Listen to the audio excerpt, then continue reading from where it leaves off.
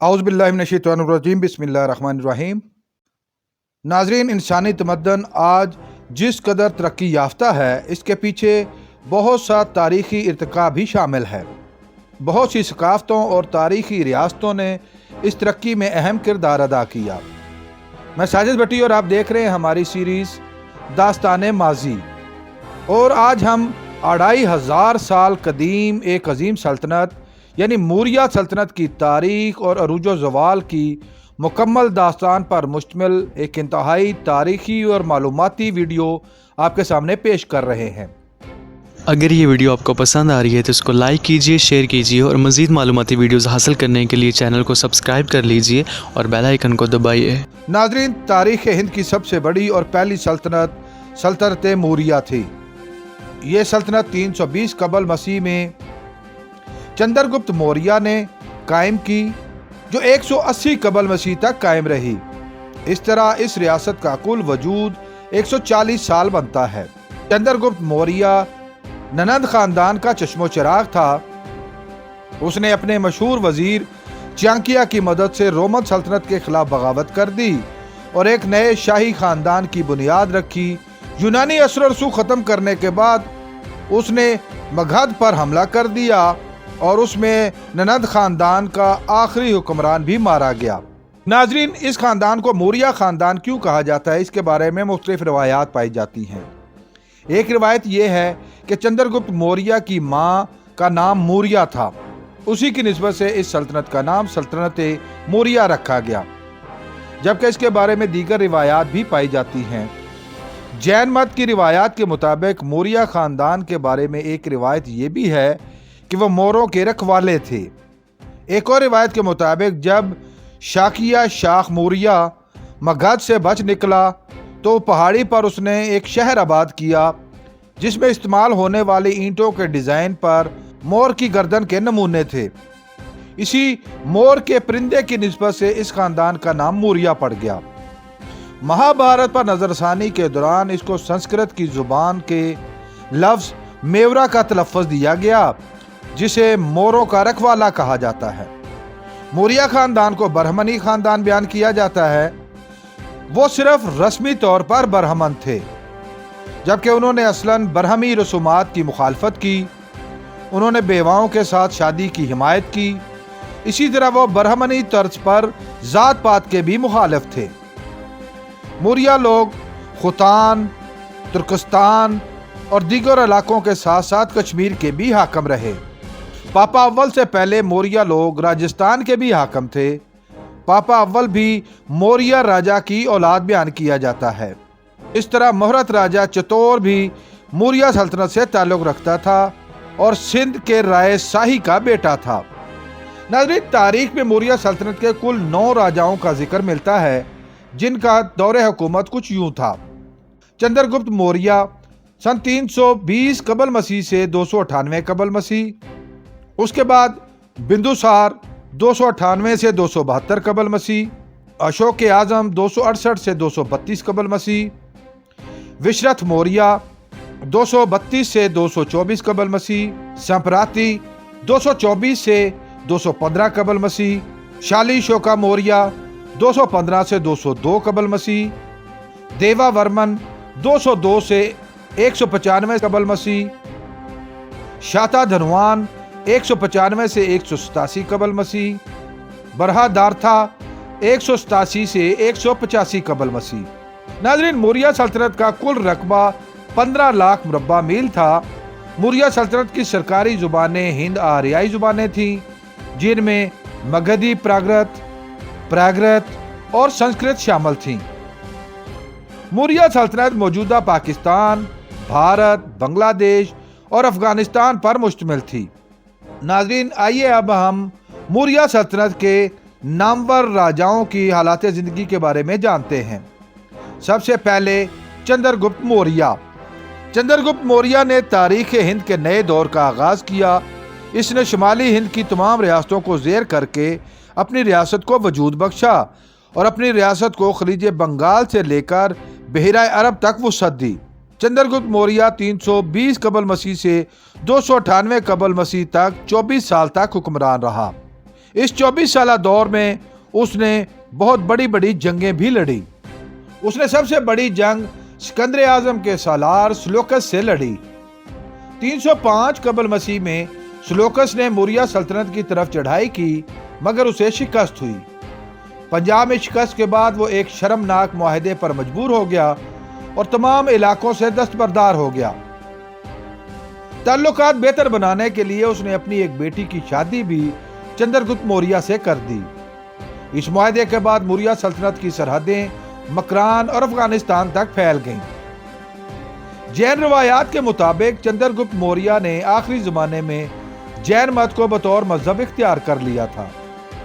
इसके बहुत से दीगर हवाला जात भी मिलते हैं जो इस बात की अक्कासी करते हैं। इसी के नतीजा में चंद्रगुप्त मौर्य ने तख्त से दस्तबरदार होकर हुकूमत अपने बेटे बिंदुसार को दे दी। अब जिक्र है मौर्य सल्तनत के दूसरे राजा बिंदुसार का। बिंदुसार 298 कबल मसीह में तख्त नशीन हुआ। यह चंद्रगुप्त मौर्य का बेटा था। उसने 25 साल तक हुक्मरानी की। उसके दौर की बहुत ज्यादा मालूमात दस्तयाब नहीं। बिंदुसार का लकब अमीर घाता यानी दुश्मन कुश था, जिससे यह जाहिर होता है कि वो एक जंगजू हुक्मरान था। बाज मजबूत रिवायात के मुताबिक उसने दक्खन को भी फतह कर लिया था। तारीखी तौर पर यह साबित है कि बिंदुसार अपने वालिद चंद्रगुप्त मौर्य और अपने बेटे अशोक की निस्बत एक कमजोर हुक्मरान था। मौर्य सल्तनत का तीसरा और ताकतवर हुक्मरान अशोक या अशोका। चंद्रगुप्त मौर्य के बाद तारीख में अशोका का नाम इंतहाई नुमाया है। बिंदुसार के बाद 273 कबल मसीह में उसके बेटे अशोक ने इक़्तिदार संभाला। उसकी ताजपोशी की रस्म 269 कबल मसीह में हुई। बाद मजहबी कुतब से यह तारीख भी मिलती है कि अशोक अपने 99 भाइयों को कत्ल करने के बाद तख्त का मालिक बना। जबकि एक दूसरी रिवायत से यह भी साबित होता है कि उसकी हुकूमत के 17वें साल तक उसके भाई जिंदा थे और वो उनकी बाकायदा देखभाल भी करता था। इब्तदाई 12 साल तक उसने अमूमी जिंदगी इख्तियार की। इम्कान यही है कि वो इस अरसे में हुकूमती इंतजाम को मजबूत करने में लगा रहा। 261 कबल मसीह में उसने कलिंगा पर हमला करके इस पर कब्जा कर लिया। इस तरह मौर्य सल्तनत की वुसअत जनूबी हिंद तक फैल गई।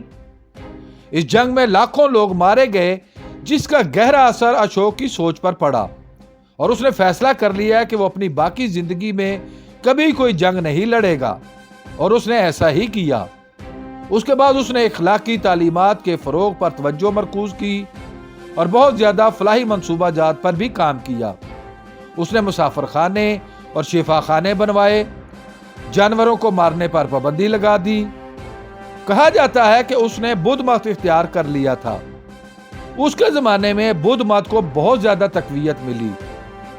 उसने महात्मा बुद्ध के जय पैदाइश पर एक मीनार भी तामीर करवाया। उसने खानकाहें और स्तूपे बनवाए। उसका सबसे बड़ा कारनामा उसके दौर के वो कतबे हैं जो कि चट्टानों और गारों के पत्थरों पर लिखे गए, जिनसे उस जमाने के अहवाल मालूम होते हैं। ये कतबे शाही फरामीन और गौतम बुद्ध की तालीमात पर मुश्तमिल थे। अशोक के बाद आने वाले हुक्मरान तारीख में कोई नुमायां रोल अदा नहीं कर सके और इसीलिए तारीख में उनका नामो निशान भी कहीं नहीं मिलता।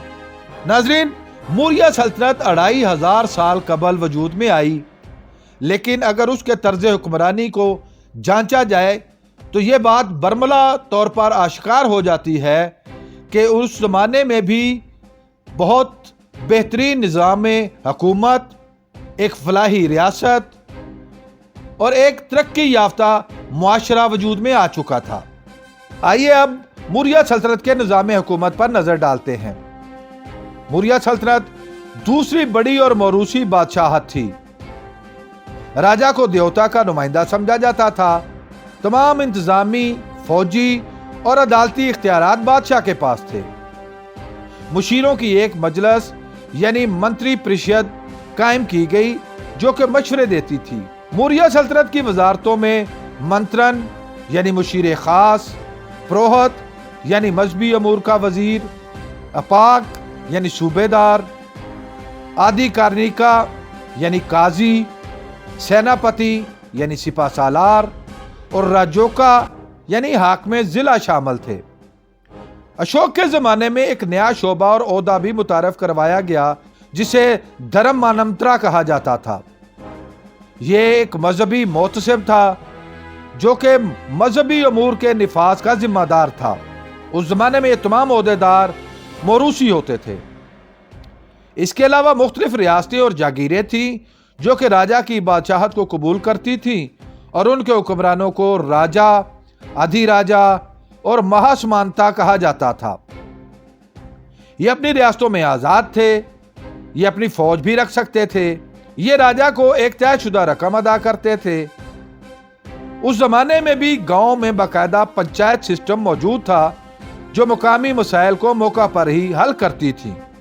मालियात का एक मरबूत निजाम था। रियासी अमूर को चलाने के लिए किसानों की आमदन का एक मखसूस हिस्सा वसूल किया जाता था। जमीन की पैदावार पर लगाए गए इस लगान को भागा कहा जाता था।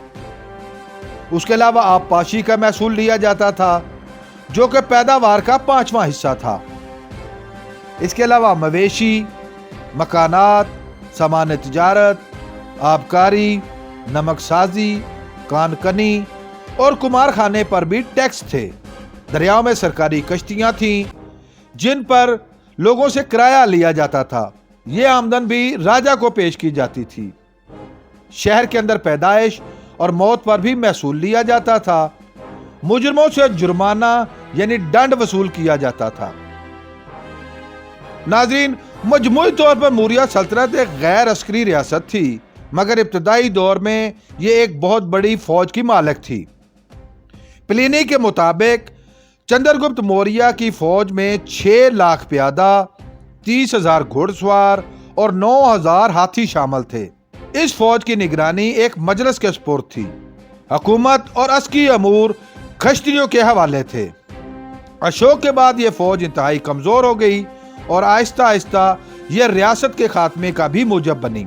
नाज़रीन, सल्तनत मौर्य में अदालत का एक बाकायदा निज़ाम मौजूद था। हाकिम वक्त ही सबसे बड़ा काजी था। दरबार आम में अदालती फैसले किए जाते थे।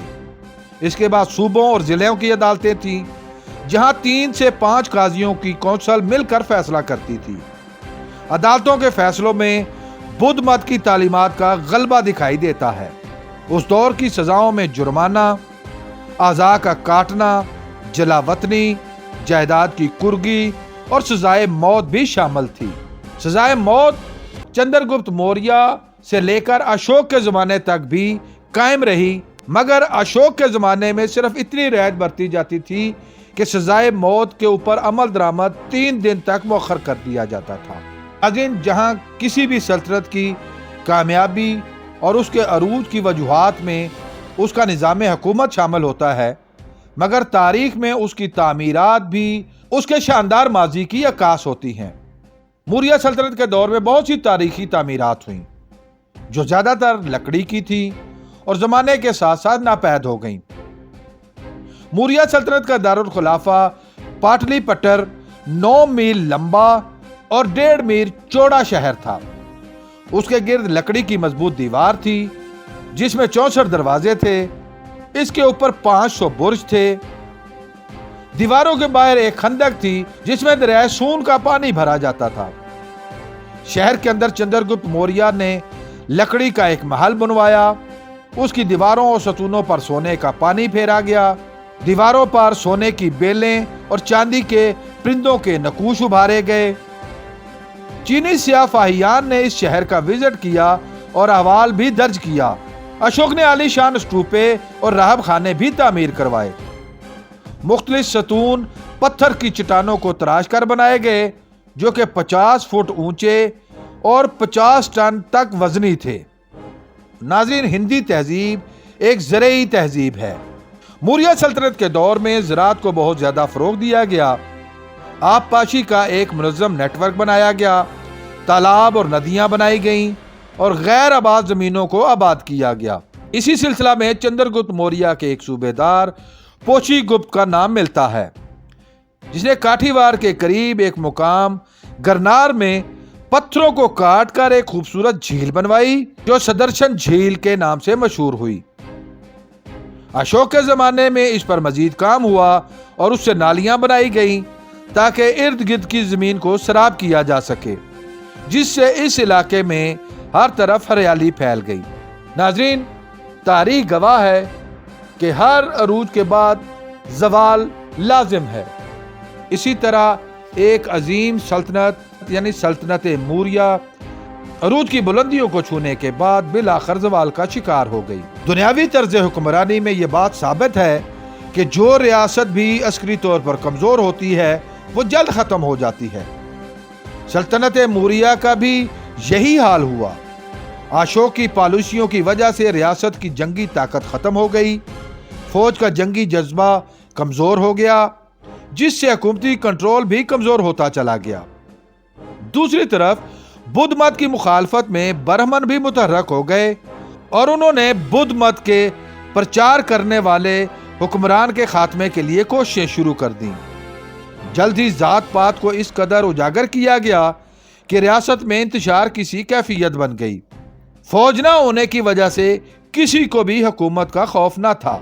एक तरफ अशोक के बेटों और पोतों ने रियासत के हिस्से बखरे करके इस पर कब्जा कर लिया। अब यह बताना भी मुमकिन न रहा कि अशोक का वारिस हुक्मरान कौन है। कुरान की रिवायत के मुताबिक अशोक के बेटे कनाल को, कश्मीर के वका निगार उसके बेटे जालूका को जानशीन बताते हैं।